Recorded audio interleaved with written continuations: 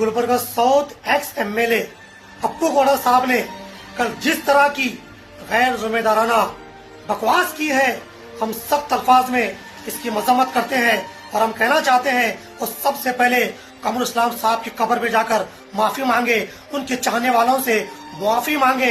इसलिए पूरा हिंदुस्तान गवाह है कि कमरुल इस्लाम साहब ने अपनी 40 साल क़ियादत में गंगा जमुना तहजीब को प्रमोट किया है, मोहब्बतों को आम किया है, भाईचारे को आम किया है। तुम लाख बकवासें कर लो, कमरुल इस्लाम साहब की शान जैसी थी वैसी है, दुनिया उन्हें जानती है। आज भी मुसलमान ही नहीं, कर्नाटका के हर मजहब के लोग कमरुल इस्लाम साहब से मोहब्बत करते हैं, प्यार करते हैं। और ये भी सुन लीजिए, अब ना कोई दूसरा पाकिस्तान बनेगा। हम मुसलमान तो चाहते हैं कि बांग्लादेश, पाकिस्तान इंडिया में आ जाए और हमारा भारत अखंड भारत बन जाए। ये हमारा सपना, ये हमारी आरज़ू है।